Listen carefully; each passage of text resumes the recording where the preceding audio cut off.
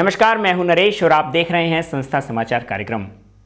जी हां, हम संत आशाराम जी बापू से जुड़ी और भारत के अनेकों संतों से जुड़ी वो सच्चाइयां आपको बताते रहे हैं जिन सच्चाइयों को शायद आज का मीडिया नहीं दिखा पा रहा।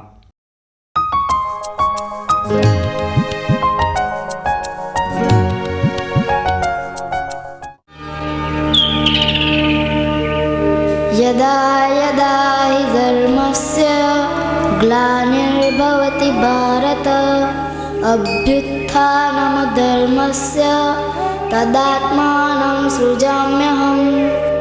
हे भारत, जब जब धर्म की हानि और अधर्म की वृद्धि होती है तब तब ही मैं अपने रूप को रचता हूँ, अर्थात साकार रूप से लोगों के सम्मुख प्रकट होता हूँ।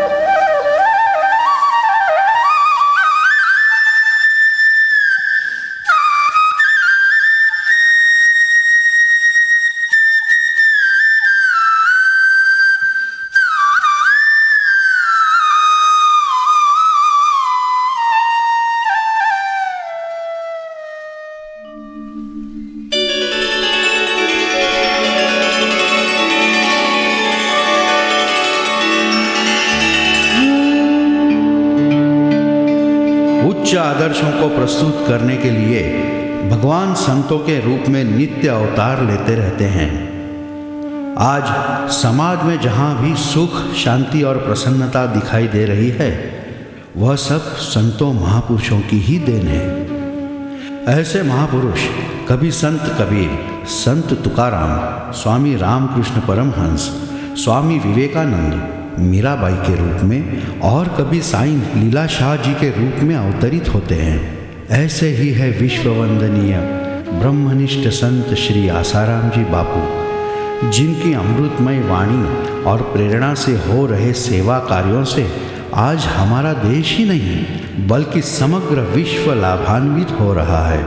इसी श्रृंखला में उनकी प्रेरणा से 17,000 से अधिक बाल संस्कार केंद्र चलाए जा रहे हैं।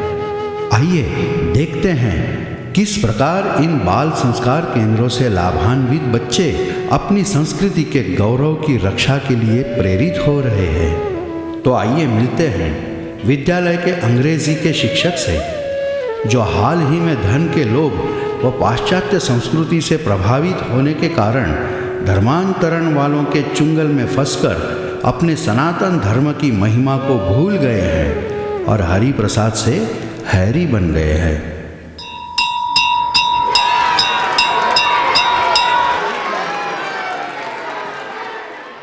प्रणाम आचार्य ji. Good morning students. Sit down, sit down. Hey you, हाँ तुमने ये माथे पे क्या लगा रखा है? आचार्य जी, यह चंदन का तिलक है। व्हाट तिलक? ये सब पुराने जमाने की बातें स्कूल में नहीं चलेगी। स्कूल में क्यों नहीं आचार्य जी? हमारी भारतीय संस्कृति के अनुसार तिलक तो विद्यार्थियों के लिए बहुत आवश्यक है। इससे बुद्धि शक्ति और विचार शक्ति का विकास होता है। और हाँ, वैज्ञानिकों ने भी इस बात को स्वीकारा है कि तिलक से मस्तिष्क को नियंत्रण करने वाली पिनियल ग्रंथि विकसित होती है। किस भारतीय संस्कृति की बात करते हो जिसका कोई स्टैंड ही नहीं है? इतने सारे भगवान, इतने सारे पूजा स्थल, उफ, so much confusion. So much of confusion नहीं आचार्य जी, so much of variety। जब हम कपड़ा खरीदते हैं तो 10 तरह के रंग, 10 तरह के डिजाइन देखते हैं। भोजन भी करते हैं तो भिन्न भिन्न प्रकार का, क्योंकि हमारा मन बहुआयामी है। वह दुकान कंगाल मानी जाती है जहाँ वैरायटी नहीं। उसी तरह वह संस्कृति भी कंगाल मानी जाती है जो मनुष्य के बहुआयामी मन को विविधता देकर संतुष्ट न कर सके। अमेरिकी विद्वान मार्क ट्वेन ने कहा है, धर्म के क्षेत्र में सब राष्ट्र दरिद्र है, लेकिन भारत इस क्षेत्र में अरबोपति है। बस ये सब अपने मम्मी डैडी को जाके सुनाना। मम्मी नहीं आचार्य जी, माँ। हमारी संस्कृति में जननी को माँ अर्थात ममतामयी देवी के रूप में संबोधित किया जाता है, जबकि पाश्चात्य संस्कृति में उन्हें मम्मी अर्थात वर्षों पुराना शव कहा जाता है और पिता को डैड अर्थात मरा हुआ व्यक्ति कहा जाता है। हम तो मातृ देवो भव, पितृ देवो भव जैसे उच्च आदर्शों के अनुसार मातृ पितृ पूजन दिवस मनाते हैं, जबकि पाश्चात्य संस्कृति तो युवानों का पतन करने वाले वैलेंटाइन डे को बढ़ावा देती है।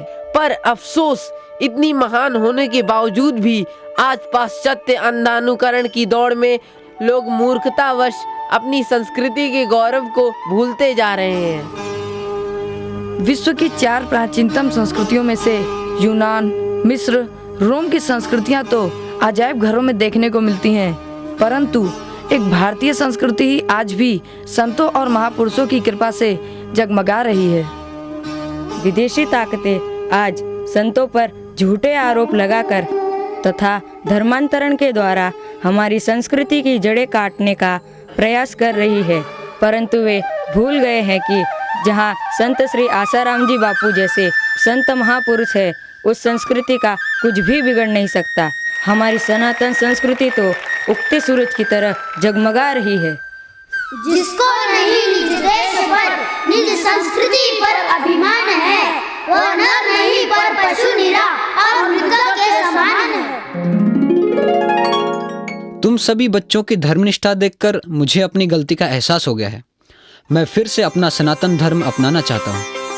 हाँ आचार्य जी, गीता में भी कहा गया है, स्वधर्मे निधनम श्रेयः पर धर्मो भयावह, अर्थात अपने धर्म में तो मरना भी कल्याणकारक है और दूसरे का धर्म भय को देने वाला है। आओ हम सब मिलकर महापुरुषों के मार्गदर्शन को लेकर फिर से भारत को विश्व गुरु के पद पर आसीन करें।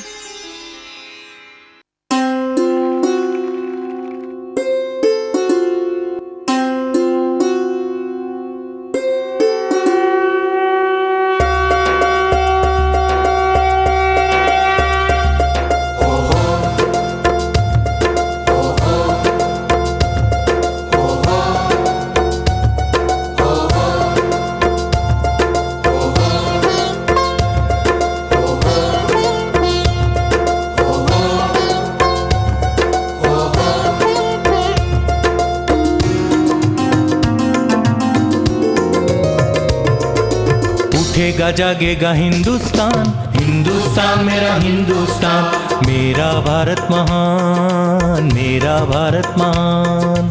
पावन है भावन है गुरु ज्ञान, गुरु ज्ञान मेरा गुरु ज्ञान, जानेगा सारा जहान, जानेगा सारा जहान।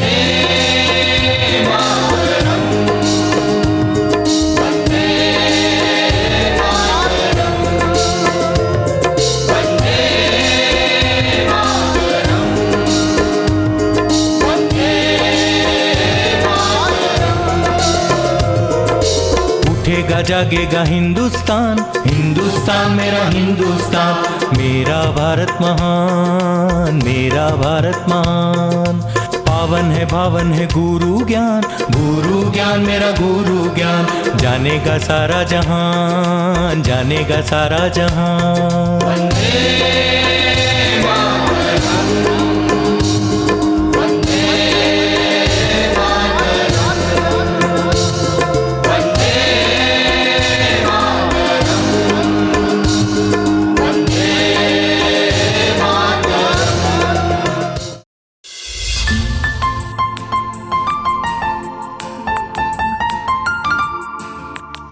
कभी अंतर्राष्ट्रीय पहलवान रहा, फिर बीच में कुछ परिस्थिति ऐसी बनी कि 96 में बापू गोरखपुर गए थे।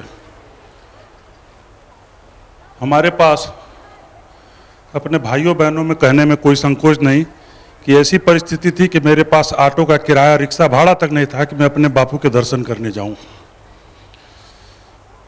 फिर मैं दिल्ली में बापू से दीक्षा लिया। आज बापू की कृपा से सब कुछ है। हमारे बापू हैं। जिस राकेश सिंह पहलवान के पास ऑटो का किराया नहीं था, बापू ने उनको ऑटो एजेंसी का मालिक बना दिया।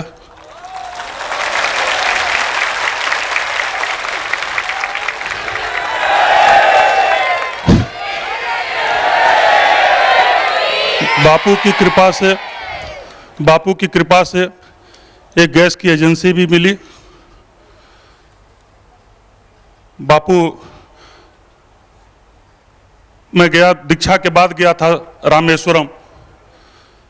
वहां पर मैंने साक्षात देखा, अपने गुरु के सामने मैं कह रहा हूं कि हमें कोई इसमें वो नहीं है, कि वहां पर शिवलिंग हट गया, हमारे बापू साक्षात बैठे थे। शंकर जी ने कहा कि साक्षात शिव तुमको मिल गया और तुम पत्थर की मूर्ति को खोज रहे हो, पत्थर की कुर्ती में भगवान खोज रहे हो। मेरा छोटा बच्चा बड़ा बीमार रहता था, डॉक्टर ने ऑपरेशन का डेट दे दिया था कि उसके कमर में वो पैर शून्य हो रहा था, स्थिति ये हो गई थी कमर में कि ऑपरेशन आवश्यक हो गया था। बापू 13 जून को गोरखपुर गए थे, बापू की कृपा पड़ी, बापू की नज़र पड़ी। बापू ने कहा ऐसे ही कि ये कर देना, ठीक हो जाएगा। वो बच्चा एकदम ठीक है आपके आशीर्वाद से, गुरुजी के कृपा से। उसी बच्चे की इसी 31 मई को शादी है। लेकिन हम लोग जब सब कुछ ठीक ठाक होने लगता है तो फिर फोटो से ही काम चलाने लग जाते हैं। ये अंदर का पाप बोल रहा है। तो अभी परसों नरसों हमारे घर में जो पूजा शादी की तैयारी हो रही है, गेहूं वगैरह धुल करके रखा गया था इकट्ठा करके, तो उस पर एक त्रिशूल मिला,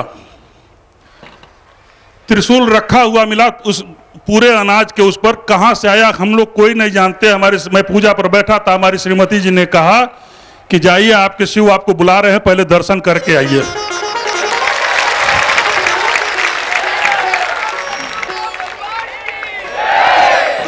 मैं अनुभव बताने लगूंगा तो मेरा पूरा जीवन बीत जाएगा, क्योंकि मेरा पूरा आज मैं इस मंच पर खड़ा हूं तो केवल इस श्री चरणों की देन है।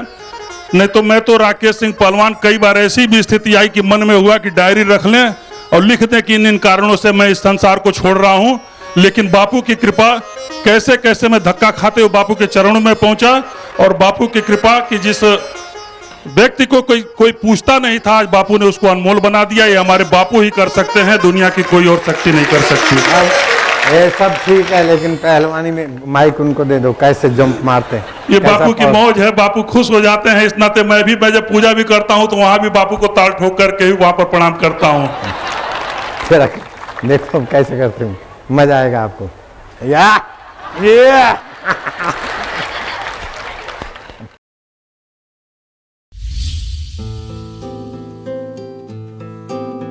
हरिओम, मेरा नाम दिवाकर है। मैं 12 साल से बापूजी से जुड़ा हुआ हूँ। 12 साल पहले मैंने दीक्षा लिया था और हम पति पत्नी 5 साल से संयम से रहते हैं। और हर साधक का अनुभव देखो कि वो साधक अपने जीवन में 5 साल 10 साल से संयम से रहते हैं। और बापूजी को ऐसे आरोप लगाते हैं, साईं जी के ऊपर ऐसे आरोप लगाते हैं, बोले आश्रम अयासी के अड्डे हैं। हमारे साधकों के घर देखो तो आपको मंदिर लगे, उनका बेडरूम देखो तो पूजा रूम लगे, और क्या क्या वो मन गठत बोले जा रहे हैं, ये सब झूठ है। और जो आश्रम से निकले हुए भागेड़ू, वो लोगों को इधर से अपने स्वार्थ की पूर्ति नहीं हुई कहीं न कहीं, और वहाँ पेमेंट नहीं मिला, कहीं पैसे खाने नहीं मिला, तो वो लोग भाग के गए। और अब वहाँ जाके कहीं विदेशी कंपनियाँ उसको पैसे दे रहे हैं, कहीं कोई लोग उसको पैसे दे रहे हैं, इसलिए वो पैसों के में बिक के जो मनसा ऐसे बोलते हैं, वो सब उसका जो आरोपों का सबका मैं खंडन करता हूँ। एकदम झूठे आरोप है बापूजी के ऊपर जो लगे, वो आश्रम के ऊपर लगे, सब झूठे आरोप है, एक भी सत्य नहीं है। सच से जुड़ी खबरें लगातार जानने के लिए आप जुड़े रहें हमारे इसी मंगलमय चैनल पर, संस्था समाचार कार्यक्रम में। मंगलमय चैनल सभी का मंगल चाहता है। कल फिर मिलेंगे हम इसी समय पर अपनी उन्हीं सच्चाइयों के साथ। तब तक के लिए मैं आपसे इजाज़त चाहूँगा। नमस्कार।